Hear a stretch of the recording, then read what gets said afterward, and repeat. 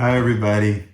So I wanted to talk about your health care and your medical treatment after a serious accident, such as a trip and fall, a car crash, a truck accident, construction site accident.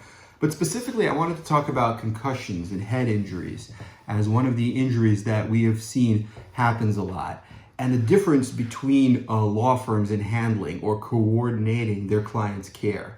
See, one of the things that's very important for a lawyer to do is to be able to identify their client's injury, your injury, and be able to understand symptoms and be able to direct you to the right doctor so you get best-in-class medical care and that you see a specialist, like a top specialist, because the most important thing in any injury is to get better. It's your health, it's your wellness, and you want to recover. And then if you are on the path to recovery and you're seeing the best doctors, that will translate into really strong medical records, which you could then show to a judge, show to a jury, show to an insurance adjuster to get top dollar for your case. But a lot of the times what we see people who have symptoms of brain injury.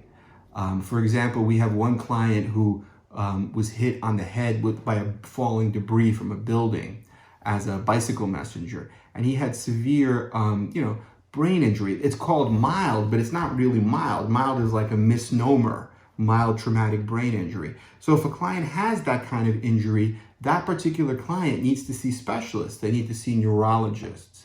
They need to see a neuropsychologist who will do a battery of tests. They need to get diagnostic or neuroradiology testing, and this includes things like a 3T MRI, which is the gold standard. It includes things like diffuse tensor imaging, DTI, maybe SWI, a functional MRI, a functional capacity evaluation. So there's a lot of different specialists that you could see. But if a lawyer doesn't recognize this and just sends the client like a chiropractor, then obviously that's like sending a cancer patient to a podiatrist. They're just not going to be able to help them. The person is going to get worse. They're never going to get better. And because you don't have any medical records of a brain injury, the insurance company is going to laugh at you. A jury is probably going to dismiss your case or give you very little at trial, and you won't be able to recover what the case is really worth. So it's really important to be able to identify these cases, and we do it. Like, we have questionnaires that are 10 pages long that if we see any kind of possibility of brain injury, we'll go through that questionnaire, we'll send our clients to specialists, and oftentimes we have to pay for this medical care if there's no health insurance, if no fault gets exhausted. In New York, the no fault PIP is only $50,000. That gets exhausted pretty quick.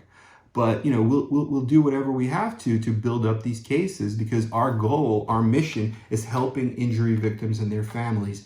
And handling a traumatic brain injury case means you're going to do whatever it takes. You're going to get that best-in-class care, and you're also going to prepare the case for trial, not for a settlement, because a settlement, the insurance company could just lowball you and give you a ridiculous offer, and then basically you have to either take it or there's no other option, right? Because you're not prepared for trial. So we prepare every case for trial. So I hope that's helpful. I wanted to give you a brief overview to talk about brain injury and the different ways to coordinate your medical care. Thank you so much. Have a great day. Talk to you soon. Feel free to leave any comments. Please subscribe to our channel for more videos. Turn on notifications so you don't miss any videos. And we look forward to speaking with you very soon.